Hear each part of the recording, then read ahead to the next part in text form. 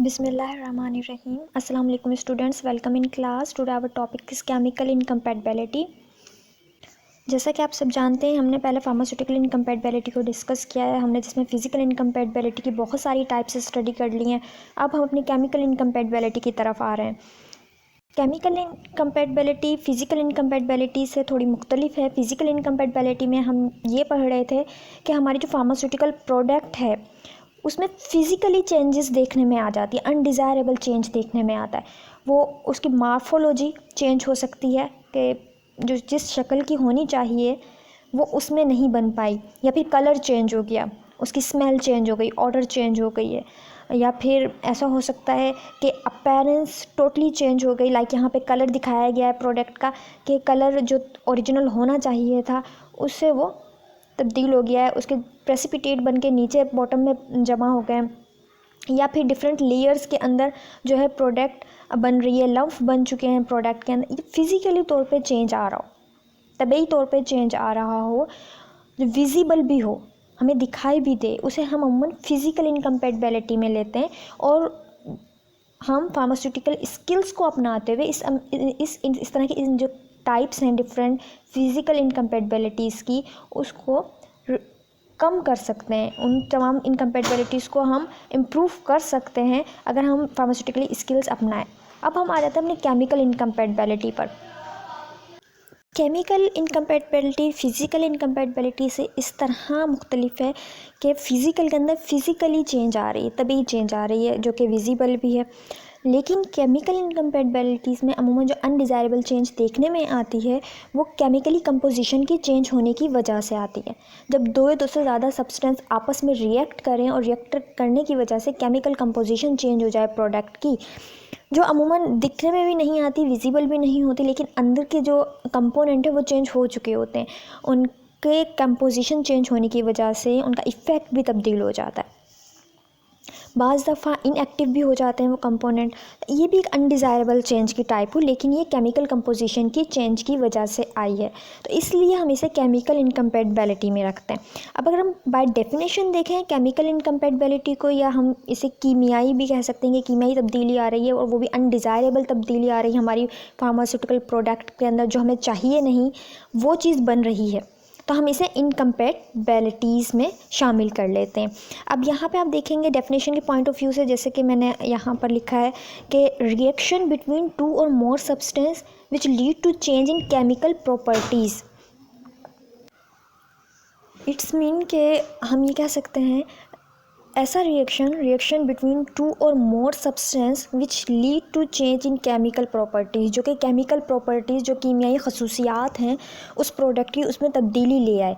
Pharmaceutical doses form की यहाँ बात हो रही है कि फार्मास्यूटिकल डोजेज फॉर्म की जो कीमियाई खसूसियात हैं उसके अंदर तब्दीली आ गई, क्योंकि दो या दो से ज़्यादा सब्सटेंस ने एक दूसरे के साथ रिएक्शन शो किया। वो एक दूसरे के साथ रिएक्शन करने के बाद मिलने की वजह से उन्होंने कीमियाई तब्दीली ले आए हैं वो किसी भी फार्मास्यूटिकल डोजेज फॉर्म के अंदर। As a result of this toxic or inactive product में बी फॉर्म्ड। इसके नतीजे में बाज़ दफ़ा ये भी हो सकता है कि बहुत ही ज़्यादा जहरीली या फिर इस तरह की प्रोडक्ट बन जाती है जिसका कोई फ़ायदा ना हो रहा हो, जो इफ़ेक्टिवनेस शो कर रही हो, जो इफ़ेक्ट शो कर रही है तो वो हमारे डिज़ायर के हिसाब से नहीं है, फार्माकोलॉजिकली इफ़ेक्ट उसका चेंज हो चुका होगा।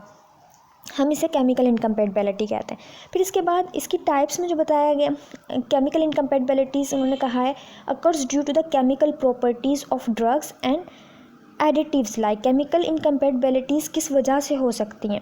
केमिकल इनकम्पैटिबिलिटीज़ हो सकती हैं क्योंकि उनकी केमिकल प्रॉपर्टीज़ चेंज हुई हैं ऑफ ड्रग्स की, या फिर पीएच चेंज हो गई है, ऑक्सीडेशन रिडक्शन रिएक्शन शो हो गया है उसमें, एसिड बेस हाइड्रोलाइसिस हुई है, डबल डिकम्पोजिशन हो गई है। ये तमाम चीज़ें हो सकती हैं जिसकी बेस पर केमिकल कंपोजिशन या केमिकल प्रॉपर्टीज़ चेंज हुई किसी भी प्रोडक्ट की और केमिकल इनकम्पैटिबिलिटी देखने में आई। द रिएक्शन में बी नोटिस्ड प्रेसिपिटेशन शो हो सकता है इस रिएक्शन के सोर्स में, जो कि बता रहा है कि केमिकल प्रॉपर्टीज़ चेंज हो चुकी हैं, या एफर्वेसेंस के लाइक बबल लाइक जो है अपीयरेंस आ रही होती है उसमें प्रोडक्ट के अंदर। डीकम्पोजिशन हो गई कि जो केमिकल हैं, जो कंपोनेंट उसमें मौजूद हैं वो डीकम्पोज हो गए, टूट गए या फिर चेंज हो गए। एंड कलर चेंज हुआ, बाज़ दफ़ा केमिकल, जिस तरह फिज़िकल तब्दीली को हम रंगत के चेंज होने से जांच लेते हैं, इसी तरह केमिकल अगर तब्दीली आ रही है तो भी कलर चेंज हो सकता है। एक्सप्लोसिव मीन्स के कोई धमाका हुआ है या कोई आपको आवाज़ आई है किसी, बाज़ दफ़ा क्या होता है कुछ रिएक्शन इतने स्ट्रॉन्ग होते हैं कि वो बाकायदा धमाके के साथ वो प्रोडक्ट फट जाती है, जिस पैकिंग में वो होगी वो स्ट्रॉन्ग किस्म के केमिकल रिएक्शन को शो कर रहा होता है, आप उसकी आवाज़ सुन सकते हैं। लैब्स में इस तरह के इंसिडेंट्स होते रहते हैं। तो जब हम फार्मास्यूटिकल डोजेज फॉर्म बना रहे होते हैं उस दौरान भी इस तरह के केमिकल रिएक्शन देखने में आ सकते हैं। ये तमाम चीज़ें केमिकल रिएक्शन को शो कर रही हैं। जैसा कि मैंने आपको बताया, reaction between 2 or more substance which lead to change in chemical properties, ऐसी चेंज जो कि केमिकल प्रॉपर्टीज़ की वजह से फार्मास्यूटिकल प्रोडक्ट को अनडिज़ायरेबल इफ़ेक्ट की तरफ लेके जा रही है, हम उसे केमिकल इनकम्पैटिबिलिटी कहेंगे। हम उसे केमिकल इनकम्पैटिबिलिटी कहेंगे। अब जैसे कि हम टाइप्स की तरफ आ जाते हैं, इसके क्या क्या टाइप्स हैं जो आपकी बुक में लिखी हुई हैं। Oxy red reaction, acid base reaction, hydrolysis, tolerated, adjusted and miscellaneous. ये कुछ टाइप्स हैं जो वन बाय वन हम अभी पढ़ने वाले हैं। कुछ इस लेक्चर में डिस्कस कर लेंगे एंड देन हम नेक्स्ट की तरफ जाएंगे। अच्छा, सबसे पहले मैं आपको बता दूं ऑक्सी रेड रिएक्शन के बारे में, जिसे रिडॉक्स भी कहा जाता है। हम अपनी आम जिंदगी में भी इसको देखते हैं, इजीली हमें ये रिएक्शन देखने को मिल जाता है। बिलखसूस जब हम कोई फ्रूट काटते हैं और उसके बाद उसका कलर डार्क हो जाता है, कुछ देर के लिए अगर हम उसे रख दें और खाएं नहीं तो क्या होगा, वो जैसे ही हवा उससे टकराएगी, हवा में मौजूद ऑक्सीजन जो मौजूद है वो उस फ्रूट के साथ रिएक्ट करेगी, तो एक रिएक्शन देखने में आएगा जिसकी बेस पे उसका कलर चेंज हो जाएगा, डार्क कलर का हो जाएगा। लाइक सेब जब हम काटते हैं, थोड़ी देर के बाद हम उस सेब को अगर रखा रहने दें, खाएं नहीं, तो काले रंग का हो जाता है, डार्क कलर का हो जाता है, ब्राउनिश कलर का हो जाएगा। इसको हम, वो किस वजह से हुआ, वो रिडॉक्स रिएक्शन की वजह से हुआ, जिसे ऑक्सी रेड रिएक्शन भी कहते हैं। क्योंकि अब देखें यहाँ पे ये दो तरह के चीज़ों का मजमूआ है, रिडॉक्स रिएक्शन या ऑक्सी रेड रिएक्शन जिसे कहा जाता है। रिडक्शन एंड ऑक्सीडेशन, ये दो प्रोसेस देखने में आते हैं रिडॉक्स में, रिडक्शन एंड ऑक्सीडेशन। अब मैं पहले आपको समझाती हूँ रिडक्शन एंड ऑक्सीडेशन क्या होता है, देन मैं इस फॉर्मूला की तरफ जाऊँगी। लेकिन याद रखिए, कॉमन एग्जांपल है जो सेब हमारा डार्क कलर का होता है, वो इसी रिडॉक्स रिएक्शन की बेस पर होता है। इसी तरह एक और एग्जांपल मैं आपको देती हूँ, जंग का लगना, लोहे की चीज़ पर जंग का लग जाना, ये भी ऑक्सीडेड रिएक्शन की एक मिसाल है। ऑक्सीजन रिएक्ट करती है आयरन के साथ, जिसके नतीजे में जंग लगता है। तो एक कॉमन सी मिसाल है, हम जो लोहे की चीज़ें इस्तेमाल कर रहे थे अमूमन नमी वाले मौसम में, या जो है जैसे ही कुछ अरसे के बाद वो उसमें जंग स्टार्ट हो जाता है, तो ये भी केमिकल रिएक्शन की नतीजे में हो रहा होता है। ऑक्सीडेड रिएक्शन क्या चीज़ है, पहले इसका बेसिक कंसेप्ट समझ लें, फिर मैं आपकी जो बुक वाली एग्जांपल है उसको समझा दूँगी। रिड्यूसिंग एजेंट और ऑक्सीडाइजिंग एजेंट, दो तरह के अमल देखने में आ रहे हैं, दो तरह के कम्बिनेशन प्रोसेस में होते हैं, ऑक्सीडेशन का एंड रिडक्शन का। इसी वजह से इसे ऑक्सी रेड रिएक्शन कहते हैं या रिडॉक्स कहते हैं। रिड्यूसिंग एजेंट क्या है, जो कि इलेक्ट्रॉन को लूज़ करे। इलेक्ट्रॉन को लूज़ का मतलब कि वो किसी और को अपना इलेक्ट्रॉन दे दे, ठीक है। यहाँ पे देखें एक्स जो है ये रिड्यूसिंग एजेंट है, क्योंकि ये अपना इलेक्ट्रॉन दूसरे को दे रहा है। X is oxidized by Y, Y की वजह से, क्योंकि वाई को इसने दे दिया। बिकम मोर पॉजिटिव, अपना इलेक्ट्रॉन ही किसी और को दे देगा, इस वजह से ये मोर पॉजिटिव हो जाएगा। जबकि जब हम कह रहे होते हैं ऑक्सीडाइजिंग एजेंट, तो ऑक्सीडाइजिंग एजेंट का मतलब ये है कि इसने किसी से ऑक्सीजन लिया है। इट्स मीन ये वाई है यहाँ पे ऑक्सीडाइजिंग एजेंट, तो वाई ने इलेक्ट्रॉन लिया है एक्स से। वाई गेन्स इलेक्ट्रॉन, मीन्स कि ऑक्सीडाइजिंग एजेंट इलेक्ट्रॉन लेता है। Y is reduced by X, Y किसकी वजह से रिड्यूस्ड हुआ है, वाई की वजह से। बिकम मोर नेगेटिव, तो ये मोर नेगेटिव हो जाएगा। इट्स मीन जब इसने इलेक्ट्रॉन ले लिया तो ये मोर नेगेटिव हो जाएगा। जब ये मोर नेगेटिव हो जाएगा तो इसके पास यानी कि एक एक्स्ट्रा इलेक्ट्रॉन मौजूद है, जो कि किसी और मेंबर को भी दे सकता है बाद के अंदर। तो इट्स मीन हम ये कह सकते हैं कि ऑक्सीडाइजिंग एंड रिड्यूसिंग एजेंट और ऑक्सीडाइजिंग एजेंट हमारे केमिकल कंपोजिशन में अहम किरदार अदा कर रहे होते हैं, और इसकी वजह से ही ये रिएक्शन देखने में आता है। यहाँ पे हमें ये पता चलता है कि ऑक्सीडेशन एक ऐसा प्रोसेस है जिसमें लॉस ऑफ इलेक्ट्रॉन होगा, राइट, और रिडक्शन एक ऐसा प्रोसेस है जिसमें गेन ऑफ इलेक्ट्रॉन होगा। अमूमन जब हम आयरन एंड ऑक्सीजन का कम्बिनेशन देखते हैं, राइट, आयरन एंड ऑक्सीजन का, जैसे कि यहाँ पे दिखाया गया ये जंग लगने का अमल, उसमें आयरन रिएक्ट करता है ऑक्सीजन के साथ, आयरन लूज़ करता है इलेक्ट्रॉन और ऑक्सीजन गेन करता है इलेक्ट्रॉन, जिसके नतीजे के अंदर रस्टिंग का अमल होता है, जंग लगने का अमल होता है। मीन्स कि आयरन लूज़ करेगा इलेक्ट्रॉन, अपना इलेक्ट्रॉन दूसरे को दे देगा, और ऑक्सीजन जो है गेन करेगा इलेक्ट्रॉन, और रस्टिंग का अमल होगा, जंग लगने का अमल होगा। फिर आप देखेंगे कि आपकी बुक की एग्जांपल एक ले लेते हैं, mercurous salt oxides to toxic and more stable mercuric salt in presence of oxidizing agent. Oxidizing agent की मौजूदगी के अंदर मर्क्यूरी साल्ट अमूमन जब मर्क्यूरी साल्ट ऑक्साइड होता है टू टॉक्सिक में चेंज हो जाता है, लेकिन हम इसे मोर स्टेबल बना सकते हैं अगर हम उसमें ऑक्सीडाइजिंग एजेंट डाल दें। more stable murky salt in presence of oxidizing agent, right? Oil and fats become rancid. Oil and जो fats हैं become rancid हो जाते हैं due to auto oxidation in presence of light. Auto oxidation के नतीजे में लाइट की मौजूदगी में।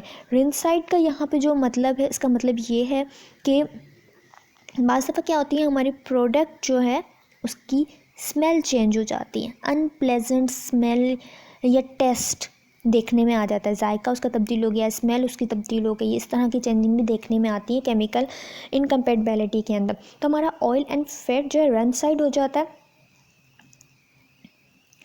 और किसके नतीजे में होता है, लाइट की मौजूदगी में ऑटो ऑक्सीडेशन का प्रोसेस देखने में आता है। इसी तरह वाइटामिन्स लाइक थायामाइन जो है अमूमन इसके अंदर इनकम्पैटिबिलिटी देखने में आती है, इज़ मोर सेंसिटिव, ये एक सेंसिटिव किस्म का वाइटामिन है, to both oxidize and reducing agent, is a sensitive to both oxidizing and reducing agent and thus converted into inactive form. इसी वजह से ये इनएक्टिव फॉर्म के अंदर तब्दील होगा, right. Vitamins thiamines is insensitive to both oxidizing and reducing agent, thus converted into active form. फिर prevention किस तरह है, हम इस तरह के फिनोमेना को किस तरह ओवरकम कर सकते हैं। This type of incompatibility can be reduced by removing oxidizing or reducing agent. हम इस तरह की इनकम्पैटिबिलिटी को प्रिवेंट कर सकते हैं, किस तरह भला, reduced by the removing oxidizing and reducing agent, कि हम उसमें से रिमूव कर दें ऑक्सीडाइजिंग या रिड्यूसिंग एजेंट को, एंड यूजिंग एंटीऑक्सीडेंट, या फिर हम एंटीऑक्सीडेंट उसमें शामिल करें। क्योंकि प्रॉब्लम हो ही इसलिए रहा है, या तो एक जो कंपोनेंट है वो इलेक्ट्रॉन किसी दूसरे को दे रहा है, या फिर एक वो कंपोनेंट किसी से इलेक्ट्रॉन लेने की वजह से कंपोजिशन को चेंज कर रहा है। जैसे ऑक्सीडाइजिंग एजेंट है वो यहाँ पे और जो है लूज़ कर रहा है अपना इलेक्ट्रॉन इस फिनोमेना के अंदर, और Y जो है गेन कर रहा है इलेक्ट्रॉन। तो X is oxidized by Y become more positive, and Y is reduced by X become more negative. हो सकता है किसी और फिनोमेना में इसकी जो है ना पैटर्न डिफरेंट हो, लेकिन यहाँ पे यही शो हो रहा है। अब किसी भी प्रोडक्ट में, क्योंकि इन दोनों के इलेक्ट्रॉन्स की चेंजिंग की वजह से कंपोजिशन भी चेंज हो सकती है। अगर हम वो कंपोनेंट रिमूव कर दें जो चेंज लाने का बाइस बन रहा है, तो हम अपने प्रोडक्ट को इनकम्पैटिबिलिटी से बचा सकते हैं, या फिर उसमें एंटीऑक्सीडेंट डाला जाए जो कि ऑक्सीडेशन के अमल को होने से रोके, तो भी हम अपनी प्रोडक्ट को इनकम्पैटिबिलिटी से बचा सकते हैं, या केमिकल जो चेंजिंग आ रही है उनसे बचा सकते हैं। अब रेंसिडिटी क्या चीज़ है, क्योंकि यहाँ पे वर्ड आया था रेंसिड हो जाते हैं ऑयल एंड फैट्स, उसके बारे में थोड़ी सी एक्स्ट्रा इन्फॉर्मेशन मैं आपको देते चलूँ। What is rancidity? Rancidity is the development of unpleasant smell in a fats and oils. Fats and oils में अनप्लेजेंट स्मेल देखने में आती है, which are often accomplished by the change in their texture and appearance, जिसकी वजह से appearance और भी चेंज हो सकती है और टेक्सचर भी चेंज हो सकता है। दो तरह की रेंसिडिटी देखने में आती है, हाइड्रोलाइटिक रेंसिडिटी या ऑक्सीडेटिव। हाइड्रोलाइटिक या फिर ऑक्सीडेटिव, दो तरह की देखने में आती है चेंजिंग। यहाँ पे जिसे हम ऑटो ऑक्सीडेशन भी कहते हैं, यहाँ पे हम इसे ऑटो ऑक्सीडेशन भी देते हैं, और हमने अपनी बुक में ऑटो ऑक्सीडेशन की एग्जांपल पढ़ी है, इन प्रेजेंस ऑफ लाइट के ऑयल एंड फैट्स रेंसिड हो जाते हैं। फिर इसके बाद एक एग्जाम्पल भी है आपके बुक में जिसमें है sodium salicylate, sodium bicarbonate and peppermint water का अगर हमने सोल्यूशन बनाना है, मिक्स एंड मैक करेंगे सोल्यूशन, तो ये देखें आप sodium salicylate, sodium bicarbonate, peppermint water से मिक्स एंड मैक सोल्यूशन तैयार करेंगे। तो प्रॉब्लम क्या क्रिएट होगी इस पूरे प्रोसेस में कि solution darken on standing due to the oxidation of salicylate. जिस तरह मैंने कहा ना कि सेब को अगर काट के रखते हैं तो वो डार्कर कलर का हो जाता है थोड़ी देर के अंदर, उसमें क्योंकि ऑक्सीडेशन रिडक्शन वाले प्रोसेस स्टार्ट हो जाता है। इसी तरह लोहा जो है कुछ अर्से के बाद उसमें जंग लगना स्टार्ट हो जाता है क्योंकि रस्टिंग का अमल स्टार्ट हो जाता है। आयरन लूज कर देता है इलेक्ट्रॉन, ऑक्सीजन जो है हवा में मौजूद ऑक्सीजन है वो गेन कर लेती है उसका, और एक रस्ट बन जाता है उसके ऊपर जिसका हम जंग कहते हैं। इसी तरह जब sodium salicylate, sodium bicarbonate, peppermint water का हम सोल्यूशन बनाते हैं तो अगर थोड़ी देर के लिए रखते हैं वो डार्कर सोल्यूशन बन जाता है, डार्क कलर का हो जाता है on a standing by due to the oxidation of salicylate. Salicylate की ऑक्सीडेशन की वजह से ये अमल हुआ है, सैलिसाइलेट की ऑक्सीडेशन की वजह से ये अमल हुआ है। तो इसमें हम अगर एंट ऑक्सीडेंट डाल दें जो इस ऑक्सीडेशन को रोके तो हम अपने प्रोडक्ट को डार्क होने से बचा सकते हैं, उसके कलर को बिगड़ने से बचा सकते हैं। लाइक अगर हम एंटीऑक्सीडेंट डालें तो सोडियम बाइसल्फेट हम उसमें डाल दें तो सोडियम बाइसल्फेट एंटीऑक्सीडेंट का काम करेगा। अगर हम अपने नेचुरल प्रोडक्ट्स में अपने इर्द गिर्द देखें तो आपने देखा होगा अगर सेब को काट के रखें उसके ऊपर अगर हम नींबू का रस निचोड़ दें या ऑरेंज का जो रस है हम वो निचोड़ दें तो आप देखोगे कि उसका कलर देर से डार्क होगा। हम प्रोसेस को, क्योंकि ऑरेंज के अंदर विटामिन सी होता है, सिट्रिक एसिड होता है जो एंटी ऑक्सीडेंट के काम कर रहा होता है। इस तरह लेमन में भी सिट्रस जो हमारे पास मौजूद है कंपोनेंट्स में वो एंटी ऑक्सीडेंट के काम कर रहे होते हैं। एंटी ऑक्सीडेंट के काम करने की वजह से वो ऑक्सीडेशन के प्रोसेस को स्लो कर देते हैं। हमारा जो फ्रूट जिसके ऊपर हम उनका अपना ऑरेंज का और लेमन का रस निचोड़ रहे होते हैं वो देर से डार्क होता है। वो प्रोसेस जो स्लो कर देता है ऑक्सीडेशन का हमारा सिट्रस फ्रूट का जो जूस है। ये मैंने आपको एक कॉमन एग्जांपल सिर्फ समझाने के लिए थी। यहाँ पे भी यही प्रोसेस है क्योंकि हम वो जो सोल्यूशन हमने बनाया है उसको हम रखेंगे तो वो डार्क हो जाएगा, इसीलिए हम उसमें कोई एंटीऑक्सीडेंट डाल सकते हैं लाइक सोडियम बाइसल्फेट हम उसमें डाल देंगे तो क्या होगा, ऑक्सीडेशन का प्रोसेस स्लो हो जाएगा या होगा ही नहीं और हमारे सोल्यूशन का कलर जो है वो ख़राब होने से बच जाएगा। केमिकल इनकम्पैटिबिलिटी की वजह से जो कलर चेंज आ रहा है वो नहीं आ पाएगा। ये सिंपल सी मैंने आपको कुछ एग्जांपल्स बताई हैं आज कि ऑक्सीडेड रिएक्शन देखने में आ सकता है। ऑक्सीडेशन का मतलब होता है loss of electron and reduction का मतलब होता है गेन ऑफ इलेक्ट्रॉन। इसी तरह oxidizing agent and reducing agent के बारे में मैंने आपको बता दिया। अमूमन इसे रिडॉक्स रिएक्शन भी कहते हैं ऑक्सीडेड रिएक्शन को। Only few inorganic compounds which में pharmaceutically accept oxidised reaction but oxidation is more important. इनमें ऑक्सीडेशन मोर इम्पॉर्टेंट हो जाता है। जैसे मैंने आपको बताया हम आम लाइफ में भी इस प्रोसेस को देख लेते हैं, जैसे कि हम फ्रूट डार्क कलर के हो जाते हैं या लोहे को जंग लगना, ये सारे के सारे इसी रिएक्शन से लिंक कर रहे होते हैं। और फिर हम अक्सर फैटी या ऑयली चीज़ें होती हैं वो रेंसिड हो जाती हैं, या फिर हम कोई भी चीज़ कोई प्रोडक्ट बना के रख रहे हैं उसका कलर डार्कर हो गया है। लाइट की मौजूदगी, बाज़ चीज़ें लाइट की वजह से सेंसिटिव होती हैं। लाइट की में जो है एनर्जी वो उस प्रोडक्ट के इलेक्ट्रॉन्स को बहुत तेज़ी से मूव करवाती है, एनर्जी देती है। मूवमेंट चेंज होने की वजह से उसकी कंपोजिशन चेंज हो जाती है। तो ये अलग से फिनोमेना में फिर आपको कभी समझाऊंगी। तो लाइट सेंसिटिव प्रोडक्ट्स को हम डार्क कलर की बोटल्स में डिस्पेंस कर रहे हैं क्योंकि लाइट भी केमिकल कंपोजिशन की चेंज का बायस बन सकती है, केमिकल इनकम्पैटिबिलिटी का बायस बन सकती है। इसी तरह इलेक्ट्रॉन्स की मूवमेंट भी केमिकल इनकम्पैटिबिलिटीज़ का बायस बन सकते हैं, जैसे ऑक्सीडेड रिएक्शन में हमने देखा। फिर एसिड बेस रिएक्शन भी केमिकल इनकम्पैटिबिलिटी का बायस बन सकता है। हाइड्रोलाइसिस भी एक ऐसा प्रोसेस है जिसके जो वाटर की मौजूदगी के अंदर हो रहा होता है वो प्रोडक्ट को चेंज कर देता है कंपोजिशन को। तो आगे हम फर्दर बहुत सारी टाइप्स पढ़ने वाले हैं केमिकल कंपोजिशन को, लेकिन आप बेसिक डिफरेंस हमेशा याद रखिएगा केमिकल एंड फिजिकल इनकम्पैटिबिलिटी में। फिजिकल इनकम्पैटिबिलिटी में जो चेंज आ रहा होता है वो फिजिकली आता है, उसमें केमिकली कीमियाई तब्दीली नहीं आती प्रोडक्ट के अंदर, वो जस्ट उसकी अपीयरेंस को चेंज कर रहा होता है। लेकिन जो केमिकल इनकम्पैटिबिलिटी है उसके अंदर दो से ज़्यादा सब्सटेंस जब इंटररिएक्ट करते हैं तो वो कीमियाई तब्दीली लेकर आते हैं, कीमियाई खसूसियत चेंज हो जाती है उस प्रोडक्ट की। बाज़ दफ़ा तो या इनएक्टिव हो जाएंगे वो कीमियाई खसूसियत की वजह से, जो असर दिखाने वाला होता है फार्मास्यूटिकल प्रोडक्ट का वो नहीं दिखा पाएगी, या बाज़ दफ़ा वो टॉक्सिक भी हो सकती है, वो जहरीली उसमें भी शामिल हो सकते हैं। वो एक नया कंपोनेंट, एक नया केमिकल बन जाता है आपस में दो कंपोनेंट के मिलने की वजह से, जो कि ख़तरनाक भी हो सकता है। इसलिए अनडिज़ायरेबल चेंज ही होगा, इसलिए हम इसे इनकम्पैटिबिलिटी रहते हैं और केमिकल इनकम्पैटिबिलिटी रहते हैं। उम्मीद करती हूँ आपको ये लेक्चर समझ में आया होगा। फर्दर जैसे जैसे हम आगे डिटेल पढ़ते जाएंगे आपको मज़ीद इनकम्पैटिबिलिटीज़ के बारे में पता चलता जाएगा। आज की डेट डाल के इस लेक्चर को राइट डाउन कीजिएगा। अपना ख्याल रखिए, अपनी फैमिली का ख्याल रखिए, इर्द गिर्द के लोगों का ख्याल रखिए। अल्लाह हाफिज़।